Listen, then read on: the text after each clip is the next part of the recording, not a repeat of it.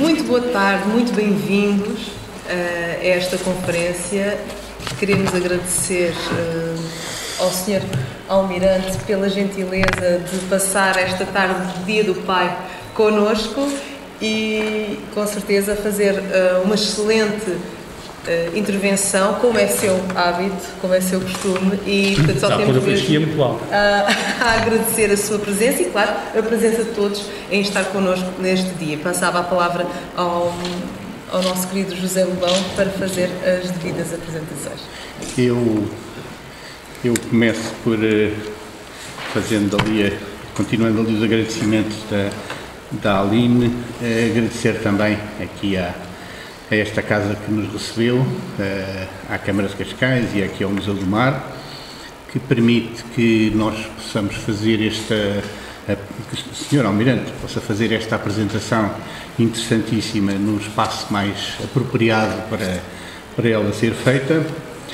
E agradeço realmente aqui ao Sr. Almirante mais uma vez, que pediram para ser eu a fazer a apresentação. Muita gente conhecerá o seu currículo. De qualquer maneira, eu vou dar aqui umas pequenas notas.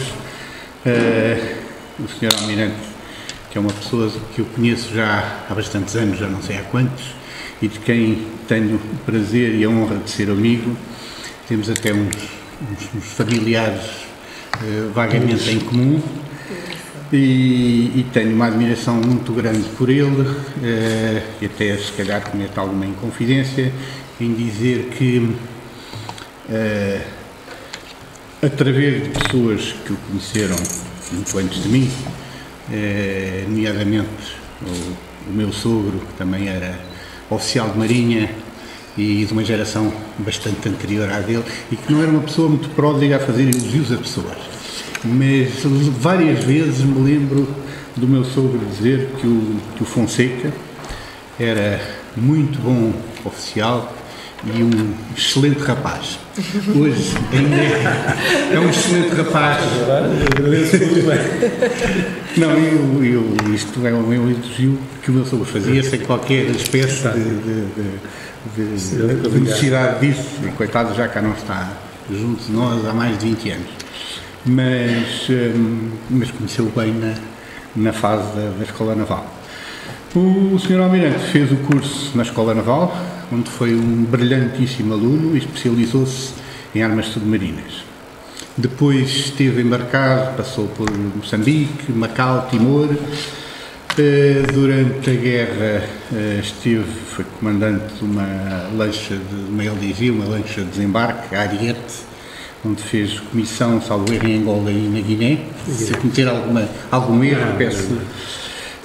Foi comandante de várias embarcações que eu não tenho aqui, foi imediato da Magalhães Correia, foi da Draga Minas Ribeira Grande, foi comandante da corveta Afonso Cerqueira e depois, mais tarde, isso lembro-me bem, foi o primeiro comandante da fragata da classe Meco, das novas fragatas, ainda chamamos novas fragatas, soube há bocadinho que já fizeram 25 anos, ou que fazem aqui ano. Estão a fazer este ano 25 anos. Mas ainda são as fragatas novas. São realmente os melhores navios que a Armada tem, e foi o primeiro comandante da Corte Real, que foi buscar, salvo erro, a Alemanha, não foi? Depois teve vários postos e ocupações na Armada, foi diretor do Centro de Tática Naval, foi chefe de Estado-Maior do Comando Naval, comandante da Esquadrilha das Escoltas Oceânicas. Na qualidade de comandante da fragata Corte Real, participou em várias operações da NATO, nomeadamente, que eu me lembro, do bloqueio naval da costa da Sérvia. Operação Sharp Guard. Exatamente, a Operação Sharp Guard. Depois, já como contra-almirante, foi segundo comandante naval, mais tarde promovido a comandante naval, e passou à reserva a seu pedido no posto de vice-almirante em 2005, segundo rezam aqui as minhas notas. Que era uma apresentação rápida.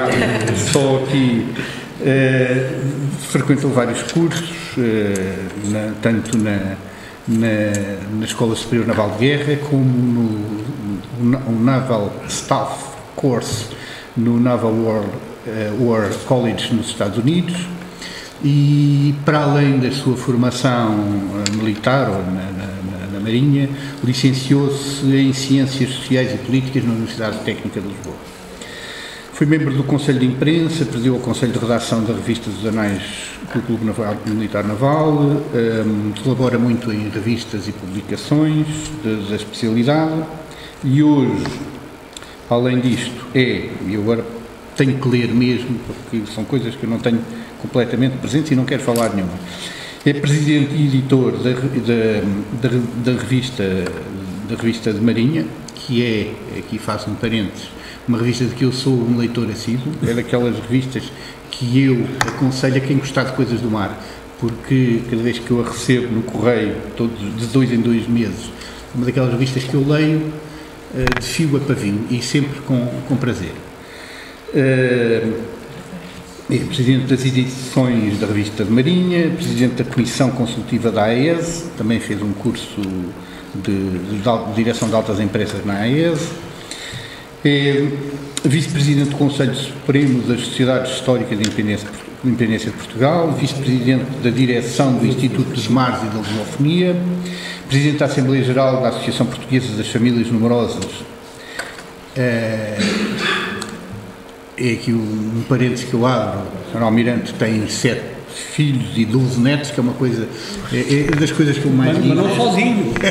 Exatamente. Eu ia referir exatamente que esta minha inveja e estes meus parabéns também se estendem ali à Fátima.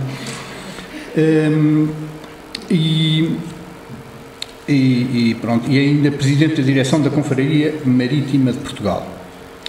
É membro ativo da Academia de Marinha, da Confraria Europeia da Vela, da Sociedade de Geografia de Lisboa e da CIP. Interessa-se particularmente por assuntos da história, de estratégia e de economia. E, neste caso concreto, fez aqui um trabalho nos últimos anos de biografia de uma faceta que consideramos muito importante do Rei Dom Carlos, uma das suas facetas, que é a sua faceta de homem de ciência e de investigador dos assuntos do mar e dos assuntos da biologia marítima em particular. E, portanto, eu, para não perder mais tempo, porque a gente está aqui para ouvir o Sr. Almirante e não me ouvirem a mim, passo a palavra ao Sr. Almirante. Muito obrigado, agradeço muito a forma tão simpática como me apresentou. Deixem-me acrescentar só mais um pequenino nota da minha biografia. Eu estive no Colégio Militar e tive o prazer de ter como camarada no Colégio Militar o Sr. Dom Duarte de Bragança. Eu era o 47, ele era o 97, e, enfim, estivemos juntos e ainda de vez em quando nos encontramos quando há aqueles jantares de curso todos os anos, etc. Bom, muito obrigado a todos por estarem aqui presentes numa tarde de sábado, enfim, que todos sabemos da Dia do Pai, em que provavelmente teriam todos muitas atividades para fazer. Queria agradecer a presença de todos, a presença de alguns amigos que aqui estão. Queria agradecer ao núcleo da Costa do Estoril da Real Associação de Lisboa, da pessoa da doutora Aline Galache de Beauvin, não sei, Beauvin, enfim, isto realmente a minha pronúncia, e o engenheiro Cortês Lobão, que é vice-presidente. Uma palavra também de agradecimento ao Dr. João Távora, da Real Associação de Lisboa. Realmente, eu venho falar-vos hoje um bocadinho, com muito prazer, sobre Dom Carlos e o mar. Acaba por ser um bocadinho a biografia de Dom Carlos, acentuando naturalmente aquilo que me move mais, que é, portanto, os aspectos ligados ao mar e às ciências do mar. Quando me convidaram para aqui vir, lembrei-me de duas coisas. Lembrei-me de um retrato de Dom Carlos, que existia e julgo que ainda existe numa das paredes do Salão Nobre do Palácio do Alfeite, sede do Comando Naval. Eu tive 43 anos na Marinha de Guerra e estive 5 vezes no Comando Naval. Podia ter sido, enfim, diversificado mais, mas não. Eu fui oficial de informações, fui oficial de operações, fui chefe de Estado-Maior, fui segundo comandante, fui comandante naval. Estive 5 vezes lá e almocei inúmeras vezes no Salão Nobre, onde havia visitas, etc., sempre observado pelo Dom Carlos, os seus 30 anos, com o ar satisfeito de quem estava nas suas 7 quintas. E, efetivamente, aqueles 600 hectares ou 500 hectares do Alfeite pertenciam à Casa Real e eram 7 quintas. Eu até tenho aqui os nomes delas. Era a Quinta do Alfeite, a Quinta da Romeira, a Quinta da Bomba, a Quinta do Antelmo, a Quinta da Piedade, a Quintinha e o Outeiro. Essas eram as 7 quintas que o dizer o rei está nas suas, uma pessoa está nas suas 7 quintas, é que o rei deixava Lisboa, ia ali para o Alfeite, que era muito perto, caçar, às vezes ia até bem acompanhado, enfim, adiante, que não me interessa, depois faremos essa parte, mas realmente estava nas suas 7 quintas. Também recordei, ao falar em Dom Carlos, no navio hidrográfico, curiosamente, há aqui uma certa... O NRP, o navio da República Portuguesa, Dom Carlos. Primeiro, eu fui superintendente dos serviços do material entre 2002 e 2004. Este navio, na altura, estava no Arsenal do Alfeite a fazer uma grande modificação. Estavam a instalar na parte de baixo do navio uma série de sondas multifeixe. Foi, portanto, uma operação relativamente complicada, mas correu muito bem, e o navio, equipado com estas sondas, depois colaborou no levantamento da plataforma continental portuguesa, que é um projeto, como sabem, muito importante, que está agora nas Nações Unidas, para fundamentar, digamos, a atribuição a Portugal de uma vasta área, muitos milhões de quilómetros quadrados no Oceano Atlântico. Possivelmente para nós não servirá muito, mas os nossos filhos e os nossos netos poderão certamente usufruir das riquezas no fundo do mar que há lá, seguramente. Não sou historiador, muito menos biógrafo de Dom Carlos, sou um simples marinheiro, um ship driver, na reserva ainda por cima, ou melhor, na reforma. Mas, relativamente ao Dom Carlos, e não sendo monático, não sou, infelizmente, tenho essa limitação, mas tenho muita simpatia pelo rei Dom Carlos, pelo seu interesse pelo mar, pelo seu patriotismo, pelo seu espírito aberto, moderno e pragmático. E por isso aceitei de imediato o convite para aqui estar e estou aqui com muita satisfação. Venho falar-vos, portanto, de Carlos Fernando, Luís Maria, Vítor Miguel, Rafael, Gabriel, Gonzaga, Xavier, Francisco de Assis, José, Simão de Bragança, Saboia, Bourbon, Saxe-Coburgo, Gotha. Dom Carlos I de Portugal. É uma personalidade multifacetada, com muitos cambiantes, é um homem de cultura, é um homem um cientista, mas é também um homem do mar. Dom Carlos tem a paixão do mar. Como sabem, o pai, Dom Luís, era um oficial de marinha.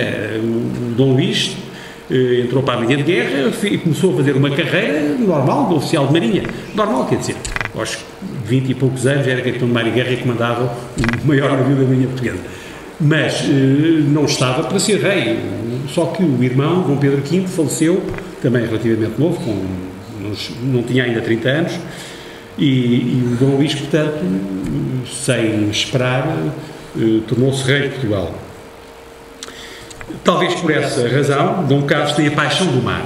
Ele próprio diz, no primeiro volume do boletim das campanhas científicas executadas no Iata Amélia, este boletim foi editado em 1902, e a primeira frase diz o seguinte, é uma frase de Dom Carlos: ocupando-me há muito tempo de estudos zoológicos e tendo desde a minha infância a paixão do mar, decidi que no mês de agosto de 1896 decidi nessa altura consagrar o meu iate à realização de pesquisas científicas nas nossas costas.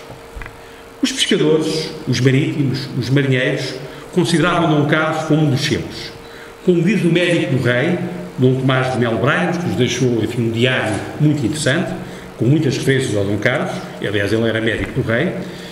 Dom Carlos, quando se deslocava ao Algarve, no seu iate Amélia, era aclamado pelos marítimos locais como rei dos Algarves, rei pescador, rei marinheiro. Quando fiz, há muitos anos, o curso dos liceus, no Colégio Militar, a disciplina de História tratava Dom Carlos de um modo um bocadinho negativo. Recordo 4 ideias. O apoio de Dom Carlos à ditadura de João Franco, os gastos excessivos, o negligenciar dos seus deveres como rei e gostar de gozar a vida. Ora bem, a história, como sabemos, é feita pelos vencedores. E os republicanos de 1910, muito extremistas, muito radicais, foram particularmente severos para com Dom Carlos. Hoje, a opinião dos historiadores e dos biógrafos, a própria opinião pública, é muito mais favorável ao Dom Carlos do que a história dos anos, enfim, da primeira metade do século XX. Mas voltemos às 4 ideias atrás referidas. O apoio à ditadura de João Franco. Em maio de 1906, o rei Dom Carlos nomeia João Franco Castelo Branco como primeiro-ministro e este forma o governo com o apoio maioritário do Parlamento, com o apoio do seu partido progressista e do seu próprio partido, o Partido Regenerador Liberal. Mas em maio de 1907, João Franco perde o apoio parlamentar. O rei tinha então 2 hipóteses, ambas constitucionais, legítimas, legais. A primeira era exonerar o primeiro-ministro e nomear outro que conseguisse obter apoio de maioria no Parlamento, ou então dissolver o Parlamento e convocar novas eleições. Foi o que o rei fez, convocou eleições, no mês de dezembro convocou eleições gerais, que deveriam vir a ter lugar em abril de 1908.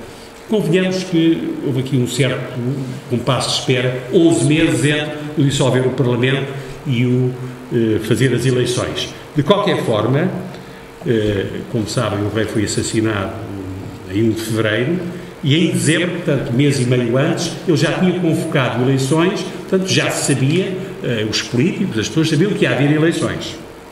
Dizia-se nessa altura, governar em ditadura, o governo por decreto-lei, sem controle parlamentar. Portanto, o governar em ditadura não tem nada a ver com a ideia que temos de ditadura, de um regime onde não há liberdades civis, onde não há eleições, onde não há nada disso. Não, o governar em ditadura chamava-se naquela altura o facto do Parlamento não estar ativo e, portanto, não haver um controle parlamentar. Mas seria por um período relativamente pequeno.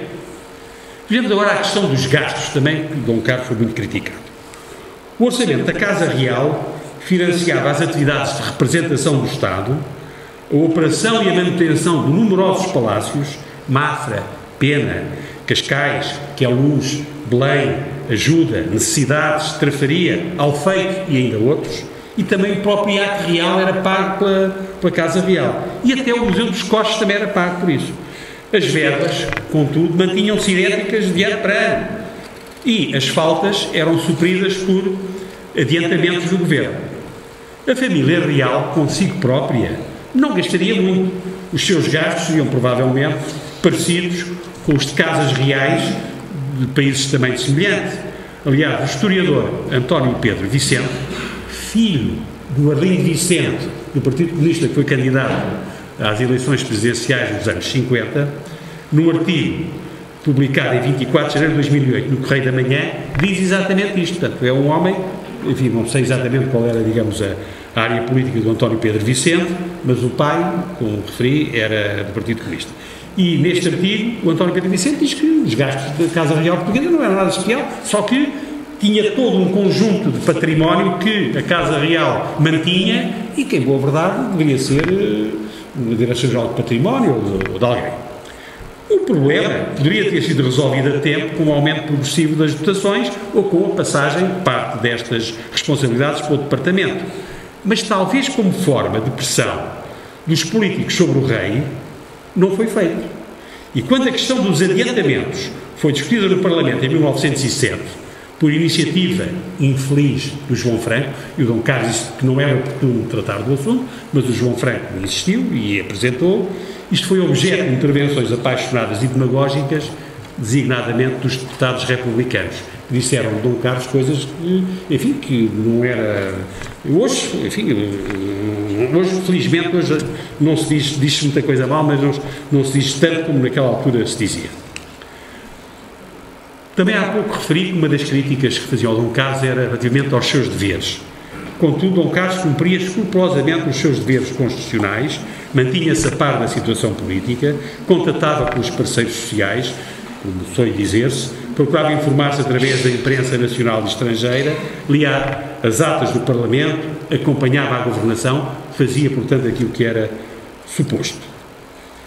Dom Carlos gostava de gozar a vida, de boa mesa, de viajar, de caçar, de vestir bem, de companhias femininas simpáticas, de fumar um bom charuto, mas nada disto é mau em si, até natural, desde que ele cumprisse os seus deveres, como, na minha opinião, ele fazia.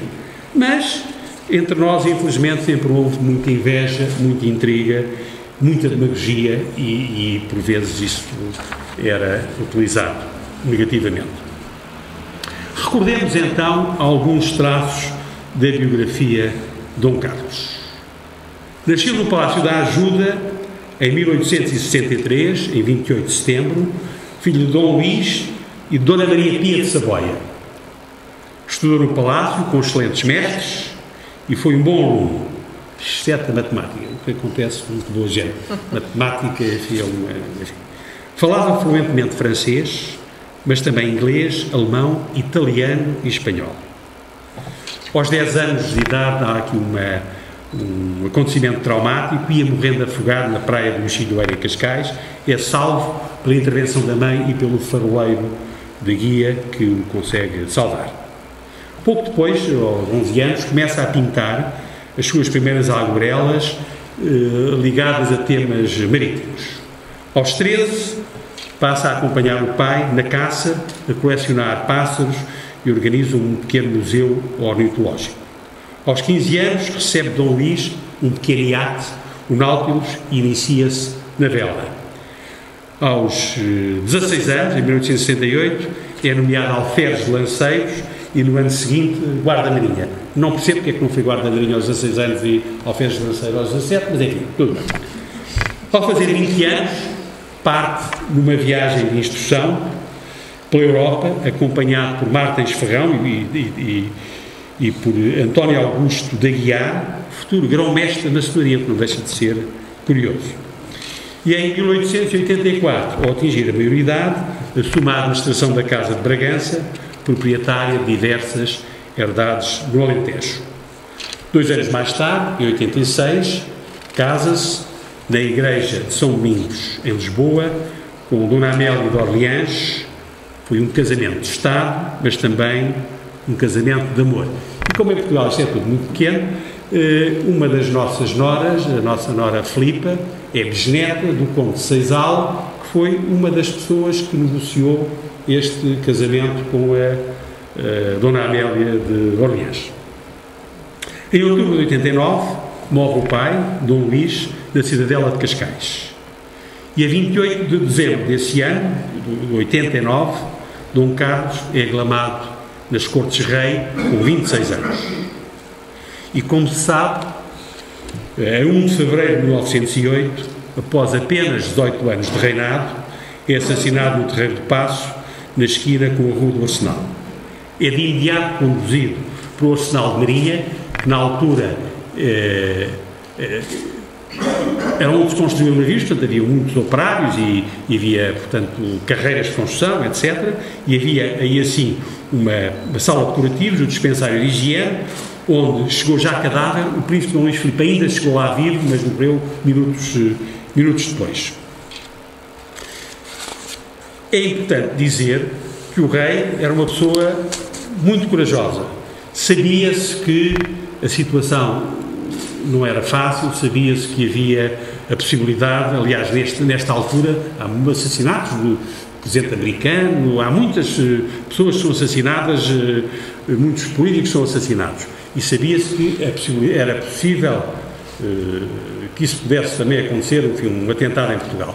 E quando o presidente do governo sugere ao rei que vá no automóvel ou que vá no coche, mas que leve uma escolta a cavalo, eu disse, não quero nada disso, eu quero mostrar que ando sozinho, que não tenho escoltas, eu quero dar confiança às pessoas e faço a minha parte, vocês façam a vossa parte, mantenham isto aí.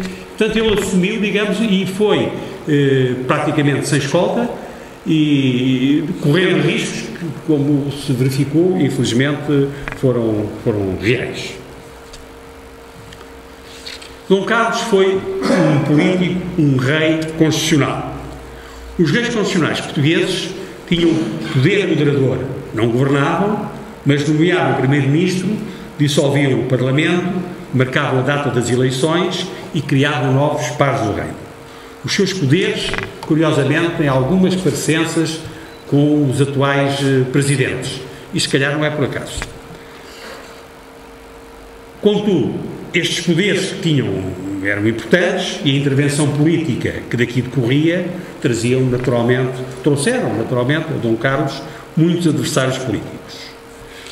Dom Carlos era um liberal, na linha de seu bisavô Dom Pedro IV e dos seus avós Dom Fernando de Saxe-Coburgo e Vítor Emanuel de Saboia, o unificador do Reino de Itália. Diz o próprio Dom Carlos, liberal por tradição, liberal por formação, liberal por convicção. Governar então Portugal não era fácil. Julgo que hoje também não deve ser muito fácil. Reparem, nos 3 primeiros anos de reinado, Dom Carlos enfrentou o ultimato inglês em 11 de janeiro de 1890, 2 semanas ou 3 semanas depois de ter tomado posse como rei. Dá posse a 6 governos, passa um mês sem conseguir formar governo, tem uma revolução republicana no Porto, o 31 de janeiro de 1891. Em 92, há uma bancarrota parcial do Estado português que deixou de pagar os juros. E, obviamente, isso trouxe uma série de dificuldades internacionais. Há uma corrida aos bancos. O Brasil também entra em problemas e uma das coisas que alimentava Portugal, que eram as remessas de imigrantes brasileiros, caem a pique. E ainda por cima teve muito doente, quase à morte, com uma febre tifoide. Os 2 principais partidos da altura eram o Regenerador, de Índice Ribeiro, e o Partido Progressista, de José Luciano de Castro, que se alternavam no poder no quadro do chamado rotativismo. Os republicanos eram muito poucos, mas relativamente ativos, apenas tinham expressão eleitoral em Lisboa, no Porto e em Setúbal. Na parte final do reinado de Dom Carlos, a situação política complica-se com as dissidências dos partidos monárquicos, a criação dos regeneradores liberais de João Franco e dos dissidentes progressistas de José Maria de Alcoim. O Partido Republicano cresce e surge a Carbonária, uma sociedade secreta radical. Dom Carlos entende que era necessário uma nova forma de fazer política e nomeou João Franco como primeiro-ministro. Como explica numa curiosa carta ao príncipe Alberto Mónaco, seu amigo, cito, palavras de Dom Carlos: considerando que as coisas aqui não iam bem, decidi fazer uma revolução completa em todos os procedimentos do governo. Uma revolução a partir de cima, fazendo um governo de liberdade e de honestidade, com ideias bem modernas, para que um dia não me faça uma revolução vinda de baixo. Enfim, não podemos reescrever a história, naturalmente, mas possivelmente, como alguma imprensa internacional vaticinava, João Franco viria a ganhar as eleições de abril de 1908. Aliás, o governo estava em funções, ganhava sempre as eleições. E o seu governo, um governo reformista, possivelmente poderia retirar algumas bandeiras dos republicanos. Enfim, sabe-se lá o que é que teria acontecido. Como eu comecei por dizer, não podemos reescrever a história, mas, enfim. Dom Carlos foi também um diplomata. A área de governo que mais acompanhava eram os negócios estrangeiros. E as suas prioridades na política externa foram sempre a Inglaterra e o Brasil, que tencionava visitar em meados de 1908. Havia já até um presente de Estado, que era uma baixela, uma peça de prata muito grande, que era para levar ao Brasil, para oferecer ao Presidente da República Brasileira, que acabou por não ser oferecida. Nos primeiros anos do século XX, Dom Carlos recebe em Lisboa, entre outros, o rei e a rainha de Inglaterra, o Kaiser Guilherme da Alemanha, o presidente Lobé da França e o rei de Espanha. E é recebido com todas as honras em Madrid, em Londres e em Paris.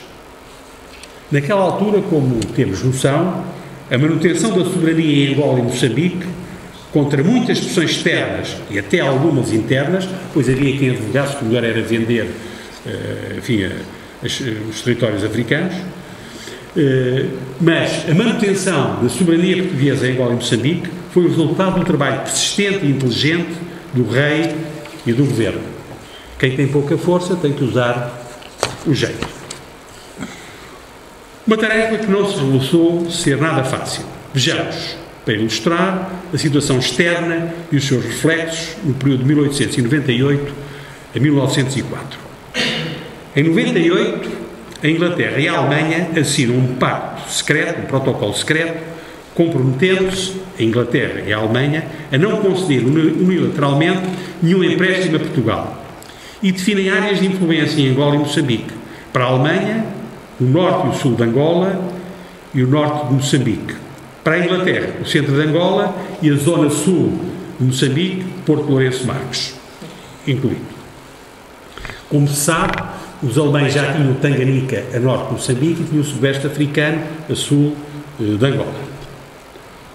A Alemanha começa então a insistir com o governo português para que este contraia um grande empréstimo externo e consolide a dívida externa, dando como garantia exatamente os territórios de Angola e Moçambique. E em maio de 1900, como forma de pressão, entra no Tejo uma esquadra alemã.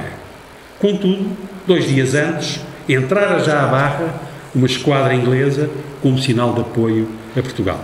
É um pouco a política da canhoneira, mas era assim, fazia-se política externa usando, digamos, a movimentação das forças navais. A Guerra dos Boers, na África do Sul, inicia-se em outubro de 1899. Colhendo a causa Boer, muitas simpatias na Europa. Portugal, nessa ocasião, assina com a Inglaterra a Declaração de Windsor, comprometendo-se a não deixar transitar armas e munições para os Boers através de Lourenço Marques. Recebendo em contrapartida apoio inglês. Durante algum tempo, receou-se a invasão do sul de Moçambique pelos Boers, porque, como sabem, na Guerra dos Boers, houve primeiro uma fase inicial em que os Boers cercaram praticamente todas as forças inglesas e, portanto, pareciam tiveram a iniciativa. Só que o Império Inglês começou a concentrar tropas lá e, naturalmente, acabou por ganhar. Portanto, inicialmente havia o receio de que os Boers invadissem a zona do sul de Moçambique, concretamente Lourenço Marques. Depois, houve receio de um desembarque britânico. E existiam declarações alemãs de que ocuparia o sul de Angola caso os ingleses ocupassem Lourenço Marques, como, enfim, forma de equilíbrio. Entretanto, para tornar as coisas mais complicadas, tem lugar a Guerra Hispano-Americana. Os Estados Unidos ponderam até ocupar os Açores como forma de iniciar, enfim, um ataque à Espanha continental, uma vez que já tinham ocupado Cuba e as Filipinas e Porto Rico. Os ingleses opõem-se a isso e os americanos depois também fazem um acordo com a Espanha. Só que na Espanha vencida, a ideia de ocupar Portugal um pouco como compensação de terem perdido uma série de colónias é uma ideia que faz o seu caminho. Para tornar as coisas mais complicadas, o incidente de Fachodá, no Sudão, entre os ingleses e os franceses, agudiza as relações entre estes dois países que estiveram à beira da guerra. A Alemanha procurou retirar partido desta situação, criando uma grande aliança continental com a França e com a Rússia e ainda com a Espanha, incitando a Espanha a ocupar Portugal e Gibraltar. Em 1902, com o apoio inglês, foi possível obter em França, que não estava vinculado ao protocolo entre a Inglaterra e a Alemanha, um grande empréstimo, sem contrapartidas em África, permitiu resolver o problema da dívida externa. E, talvez, as diligências de Dom Carlos do governo português, junto da Inglaterra e da França, tenham concorrido, em alguma medida, por uma aproximação entre estes dois países, que ultrapassaram os problemas de Fachodá e que, em 1904, estabeleceram uma entente cordial, afastando assim a ameaça de uma grande aliança continental sob a hegemonia da Alemanha, que seria, muito provavelmente, negativa para a nossa independência a prazo. Dom Carlos foi também um empresário agrícola de sucesso, um empreendedor e um inovador.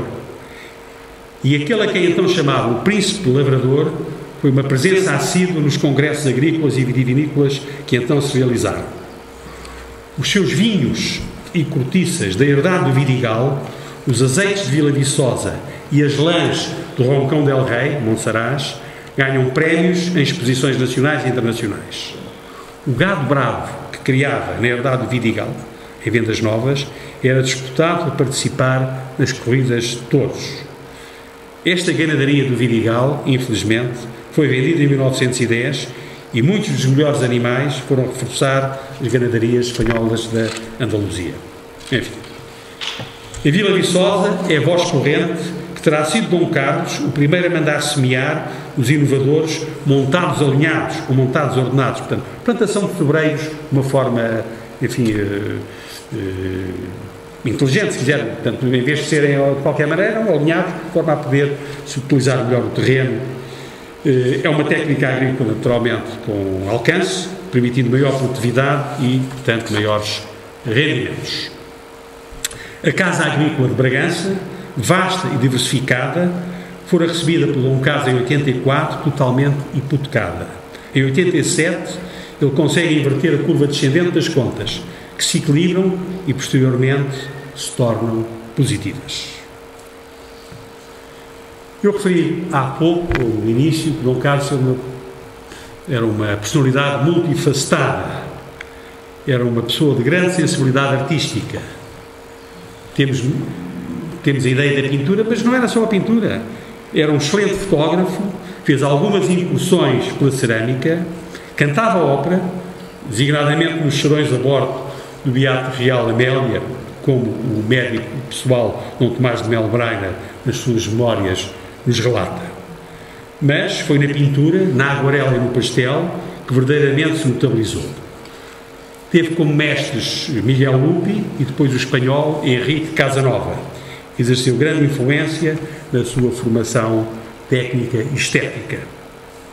Os seus primeiros trabalhos, logo aos 10 anos, são aguarelas. E os temas preferidos, como referi antes, os marítimos. A partir de 92, inicia-se na técnica do pastel e diversifica os seus temas para a paisagem rural do Alentejo e para as lesírias do Ribatejo. Faz ainda alguns retratos. O sobreiro, levantar uma armação de atum, o farol da guia, Ribatejo, gado à bebida, são quadros dele, assim como o retrato do camponês José Maria Pires da Silva, que ficou imortalizado da pessoa que era uma pessoa normalíssima. Dom Carlos participa em numerosas exposições nacionais e internacionais e ganha prémios em Paris, com o quadro Levantar uma Armação de Atum, e até nos Estados Unidos, em St. Louis, com o quadro Ribatejo, gado à bebida. Conhecem-se muitas centenas de obras de Dom Carlos, que se encontram muito espalhadas, pois o rei era pródigo em oferecer os seus trabalhos. No Museu de Marinha e no Aquário Vasco da Gama há obras suas, mas é em Vila Viçosa, no Paço do Cal, que estará provavelmente reunido o maior acervo dos seus trabalhos. Dom Carlos foi também um cientista, um naturalista e um oceanógrafo. No estudo das aves, apresentou um trabalho muito completo, o inventário da nossa fauna ornitológica, publicando o catálogo ilustrado das aves de Portugal, com a colaboração gráfica do pintor espanhol Henrique Casanova, que eu já referi. Nas áreas da oceanografia, da hidrografia e da ictiologia, o estudo dos peixes, foi um precursor e um divulgador. A partir de 1896, certamente por influência do príncipe Alberto de Mónaco, com quem mantém intensa correspondência, inicia as suas campanhas científicas que conduz com pioneirismo e grande rigor. A bordo dos seus sucessivos 4 iates reais Amélia, os trabalhos incidem na área entre o Cabo da Roca e o Cabo de Sines, de particular interesse pela diversidade de fundos. Nesta zona há um canhão, portanto há o canhão aqui do Tejo, depois há outro ali no Sado, portanto há zonas muito profundas relativamente perto da costa, e isso, portanto, permitia poder capturar espécies diferentes de peixes, espécies de profundidade e espécies de peixes mais de superfície. Como refere Albert Girard, seu dedicado colaborador na área, portanto, da oceanografia, no elogio académico que este Girard proferiu em 1909 na Academia das Ciências, cito Albert Girard: em 12 anos de campanhas, tantas vezes interrompidas por motivos do seu alto cargo de rei, Dom Carlos conseguiu, em 209 estações, sem contar com muitas observações secundárias, realizar 339 sondagens, 172 dragagens, lançar 10 copos, 11 aparelhos de linha e por 29 vezes o espinel. O espinel é um filme de armação com uma série de anzóis que permite apanhar, portanto, peixes de diversos tamanhos. Zoologicamente, El Rei reuniu, com precisos dados batimétricos, a coleção mais completa que existe hoje na nossa fauna marítima. Não se limitou, porém, a instalá-la no Paço das Necessidades, mas a estudá-la ele mesmo, no que mais interesse prático tinha para as pescarias nacionais, a ictiologia. O rei Dom Carlos também era um pragmático, era uma pessoa prática. Achava que, sim senhor, a ciência era muito importante, mas é uma ciência que pudesse ser utilizada a curto prazo. O contacto com o príncipe Alberto de Mónaco estreitou-se em 1894, quando uma visita do príncipe a Lisboa, curiosamente por causa dos serviços meteorológicos dos Açores. Já naquela altura, o anticiclone dos Açores condicionava o tempo na Europa. Já naquela altura, e desde sempre. Agora, naquela altura, passou, digamos, a funcionar o cabo submarino. E o que é que significava o cabo submarino? Significava que se podia conhecer como é que estava o tempo nos Açores. E, sabendo-se o tempo nos Açores, podia-se, com facilidade, deduzir que 2 dias depois o mau tempo chegaria à Europa. Portanto, o facto de existir o cabo submarino e de existirem nos Açores observações meteorológicas permitia fazer com muito mais precisão a previsão do tempo na Europa. Alberto de Mónaco apadrinhou a ideia de instalar observatórios meteorológicos nos Açores, financiados por governos e instituições europeias, e fez lobby por esta iniciativa. Contudo, inicialmente, o governo português, talvez ainda na ressaca do ultimato de 1890, reagiu negativamente à ideia. Mas a persistência do príncipe Alberto, o apoio de Dom Carlos e o empenho e o valor científico do coronel Afonso Chaves, residente nos Açores, acabaram por prevalecer, sendo o Serviço Meteorológico dos Açores criado em 1900 por decisão do governo de Índice Ribeiro. Este Índice Ribeiro, ele próprio um açoriano e sobrinho por afinidade do tal coronel Afonso Chaves. E em 1901, quando da visita real aos Açores e à Madeira, El Rei colocou a primeira pedra no edifício do Observatório Meteorológico da cidade da Horta, na ilha do Faial. Dom Carlos, como eu já referi mais de uma vez, era uma personalidade multifacetada. Era também um desportista, um sportsman, como então se dizia. Gostava da vida ao ar livre, da caça, da equitação, do tiro nas suas várias modalidades, da esgrima, do ténis, da natação. Vê-se ali a cabeça de Dom Carlos a nadar aqui em frente, aqui perto. A vela, o remo, eram desportos que praticava. Embora com o passar do tempo ganhasse muito peso, que acontece a muitas pessoas,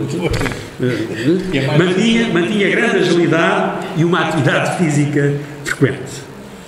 Dom Carlos era prático e pragmático. O que importava era ir para diante, como ele repetia com frequência. Era corajoso, como já referi, a escolha do Landau Aberto, quando veio de Vila Viçosa e, enfim, desembarcou no Torre de Paço, que, aliás, enfim, teve as consequências que falamos. Como disse o Homem Cristo, seu adversário político, cito o Homem Cristo, o rei tinha defeitos, mas no meio dos seus defeitos foi o político mais inteligente do seu tempo e o único de todos que tinha caráter, o único com caráter. A sua morte, o tempo o demonstrará, foi um desastre nacional. Julgo que, infelizmente, o Homem Cristo teve razão. E o príncipe Alberto de Mónaco, quando a inauguração do Museu Oceanográfico em Mónaco, em meados de 1910, presta-lhe homenagem, recordando como um monarca sábio, artista e bom. Dom Carlos sempre mostrou grande interesse pelas forças armadas, pelo exército e pela marinha, que eram os ramos então existentes. Entre 87 e 89, como príncipe herdeiro, presida a Comissão de Defesa Marítima da Barra do Tejo, produzindo um relatório intitulado A Defesa do Porto de Lisboa e a Nossa Marinha de Guerra. O conceito estratégico militar de então assentava no campo entrincheirado de Lisboa, há uma série de fortes à volta de Lisboa, e há umas estradas militares que uniam esses fortes. A ideia era, o exército ocupava esses fortes, enfim, o perigo era a Espanha, enfim, o perigo era um perigo continental, enquanto se aguardava, do lado do mar, viesse o apoio dos nossos aliados. Ora, em 1890, quando o ultimato inglês, este conceito saiu exatamente ao contrário. Por onde nós esperávamos o apoio é que veio, enfim, a ameaça. Bom, neste conceito estratégico que existia na altura, à Marinha cabia a tarefa de colaborar na defesa da costa e da Barra do Tejo, cooperando com a artilharia de costa das baterias São Julião da Barra, Alto Duque, Reduto Duque de Bragança, Caxias, Bom Sucesso, Raposeira e Almada, onde estavam montadas peças de artilharia de grande calibre, 260 mm, 15 cm e 12 cm. A Marinha, na altura, tinha a corveta acoraçada Vasco da Gama, montava peças de artilharia de 260 mm, de Krupp, semelhantes às que estavam em terra, e existiam alguns navios torpedeiros poucos, minas estáticas e telecomandadas e torpedos autopropulsionados, Whitehead, lançados de reparos em terra. Curiosamente, as minas e os torpedos, inicialmente, eram guarnecidos pelo Exército, só tendo passado para a Marinha posteriormente. Na sequência do ultimato inglês de 1890, o então Ministro da Marinha, João Arroio, 3 meses depois do ultimato, em março de 1890, aparece nas Cortes com um plano naval megalómano, constituído por 4 couraçados, 10 cruzadores protegidos, 24 torpedeiros.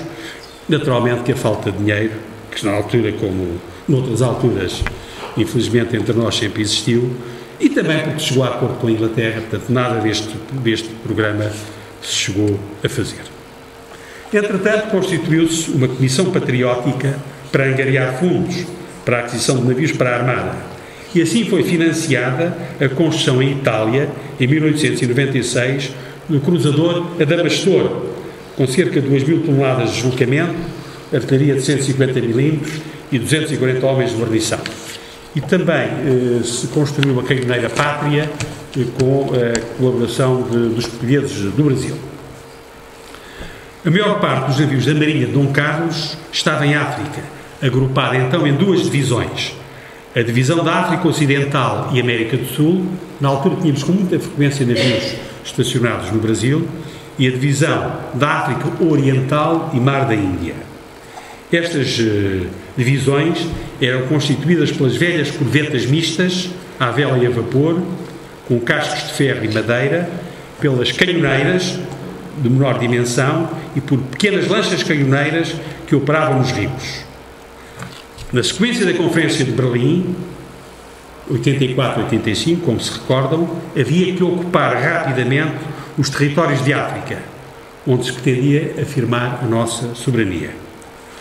Os meios navais são então particularmente úteis e flexíveis. Fiscalizam as águas costeiras, reprimem a escravatura e o contrabando, executam o bombardeamento de posições na costa e, se necessário, colocam em terra a sua força de desembarque e ainda transportam tropas e material, providenciando apoio logístico. A ocupação do interior faz-se de início através dos rios, onde operam as lanchas canhoneiras, pelo seu poder de fogo e capacidade de transporte, são um verdadeiro multiplicador de força. Só que estas lanchas canhoneiras eram comandadas pelo guarda-marinha dos segundos tenentes. Quem ficou na história foram os tenentes coronéis e os coronéis que comandavam as colunas do exército. Embora estas lanchas fossem particularmente importantes, porque era junto aos rios, junto às margens, que viviam as populações. Estas lanchas tinham, portanto, metralhadoras montadas relativamente em cima e batiam as margens e, portanto, controlavam as margens.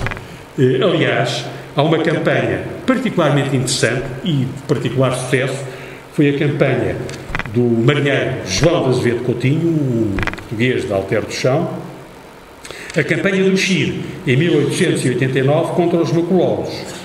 Aliás, o sucesso desta campanha teve como consequência o ultimato inglês. Ele, o João de Azevedo Coutinho, dispunha de cerca de 2.000 cipaios, enquadrados por militares europeus, e do apoio de lanchas canhoneiras Xerim, Coama e Maravi, armadas cada uma com um canhão Hotchkiss e 2 metralhadoras Nordenfeld. Portanto, no decurso destas operações, ele ia subindo o rio com o apoio das lanchas, com o apoio de fogo das lanchas, que também transportavam mantimentos e iam buscar, portanto, material. Portanto, eram também, não só era um multiplicador de força militar, mas também na área logística. Quando necessário, as metralhadoras eram desmontadas dos navios, passavam para a terra, enfim, e operavam em terra, apoiando, portanto, a coluna militar. Entretanto, na década de 90, registra-se um anormal interesse, anormal no bom sentido, um anormal interesse da opinião pública pelos assuntos navais, tendo lugar, a miúdo, conferências, designadamente do Clube Militar Naval e da Sociedade de Geografia, a que a imprensa de então dava grande relevo. As velhas corvetas mistas estavam a chegar ao seu fim de vida e teriam de ser substituídas. Certamente com o apoio do rei, o ministro Jacinto Cândido, conhecido como o ministro dos cruzadores, consegue aprovar no Parlamento uma lei que atribuiu 2.800 contos. Também não... Enfim, obviamente que os contos na altura tinham outro valor. E ele consegue, adquirir alguns navios. É construído em Inglaterra o cruzador Dom Carlos I, um navio de cerca de 4.000 toneladas. 2 cruzadores em França, o São Rafael e o São Gabriel, de 1.850 toneladas, e no arsenal é construído o cruzador Rainha Dona Amélia, de 1.700 toneladas. Infelizmente, estes navios têm velocidades diferentes, têm características diferentes, têm material diferente, uns foram construídos em Inglaterra, o Adamastor tinha sido em Itália, outros em França, e, portanto, o valor militar do conjunto sofreu sempre muito de não haver uma sistematização na velocidade e nas características dos navios. Enfim, Jacinto Cândido, o ministro dos cruzadores, terá executado o programa possível. Os constrangimentos financeiros externos o permitiram. A Marinha passou então a dispor de 6 cruzadores, de casca em aço e propulsão exclusivamente mecânica, montando artilharia de 150 mm de calibre. As suas características, como eu já disse, infelizmente eram dispares e isso reduzia um bocadinho o valor militar dos navios. De qualquer forma, foram muito úteis em África, nas campanhas de pacificação e até durante a Primeira Grande Guerra, em que, como sabem, a partir de 1916, Portugal entrou. Dom Carlos visitou por diversas vezes o Algarve. Uma dessas vezes ocorreu no verão de 1903, por ocasião das grandes manobras navais inglesas. Como se sabe, naquela época, a Alemanha e o Reino Unido rivalizavam no mar. Existia uma corrida aos armamentos navais. Como treino e como demonstração de força, a Home Fleet inglesa e a esquadra inglesa do Mediterrâneo fizeram manobras conjuntas entre os Açores e a Madeira, após o que vieram fundear na Baía de Lagos, onde já se encontrava o cruzador Dom Carlos e o iate Real Amélia. Dom Carlos fez as honras da casa, recebendo os almirantes e comandantes ingleses, com a simpatia que lhe era peculiar e reforçando assim os laços da aliança luso-britânica, então bem necessária. O comandante Marques Esparteiro, num curioso artigo Cortesias Navais em Lagos, 1903, escrito nos anais do Clube Militar Naval, descreve com algum detalhe estes eventos. Terão nesta altura fundeado simultaneamente na Baía de Lagos 21 couraçados, 42 cruzadores, 24 contra-torpedeiros e mais de 100 navios auxiliares ingleses, sob o comando superior do almirante Sir Compton Danville.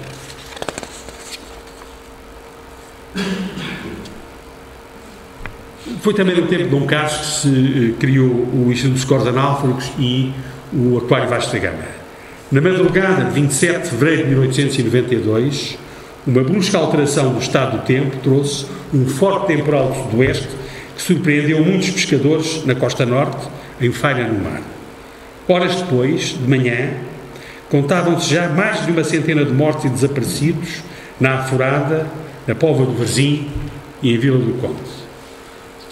Foi esta tragédia marítima que esteve na base da criação do Instituto de Socorros a Náufragos, sob a égide da Rainha Dona Amélia e, desde o início, com o apoio da Marinha de Guerra. O Aquário Vasco da Gama foi construído no âmbito das comemorações do 4º centenário da descoberta do caminho marítimo para a Índia.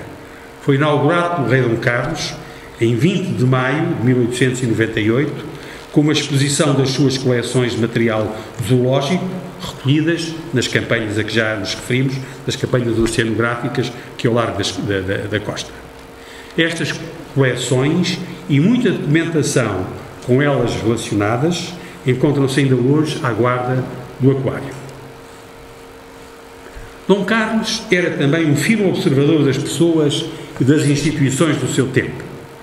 Num documento, manuscrito pelo seu punho, existente no Museu de Marinha, e que o número dos Anais do Clube Militar Naval de 1972 publicitou, Dom Carlos faz algumas observações curiosas acerca dos oficiais da Armada. Diz, e é o que ali está: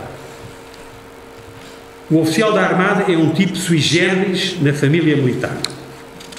São extremamente ciosos da sua corporação e jamais abdicam desse princípio.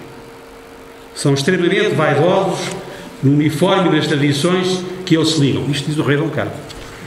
Não são monárquicos, mas cumprem melhor no serviço do que muitos que afirmam ser. E, curiosamente, ainda hoje, no Clube Militar Naval, há uma sala chamada Sala Dom Luís, onde na parede está um retrato grande de Dom Luís e um retrato grande de Dom Carlos, ambos fardados de oficiais de marinha. Enfim, na marinha há tudo, há monárquicos, há republicanos, mas julgo que a maioria, enfim, é mais republicanos que monárquicos. Mas, no Clube Militar Naval, é um clube privado de oficiais de marinha, há uma sala Dom Luís, com o Dom Carlos e o Dom Luís. E gostaria de terminar, o tempo já vai longo, com as palavras que Dom Carlos proferiu num jantar a bordo do cruzador Dom Carlos I, fundeado em Angra do Heroísmo, no decurso da visita real à Madeira e aos Açores, em julho de 1901. Cito, palavras de Dom Carlos: marinheiro sou, de alma e coração, e o meu maior desejo seria acompanhar-vos a todos nos trânsitos dolorosos das vossas vidas. Sentindo profundamente que o país não possa, por enquanto, dotar a sua marinha de guerra com o material que a vossa ilustração e o vosso trabalho merecem, esperança tenho que um dia chegará em que a marinha de guerra portuguesa ocupe, entre as suas congêneres, o lugar que o seu passado e a vossa dedicação lhe dão jus. Palavras que deviam ser ditas hoje, infelizmente. Termino agradecendo a vossa atenção e estou à vossa disposição para alguma questão que queiram pôr, assinalando que não sou biógrafo de Dom Carlos, sou apenas um simples marinheiro que aqui está com todo o prazer.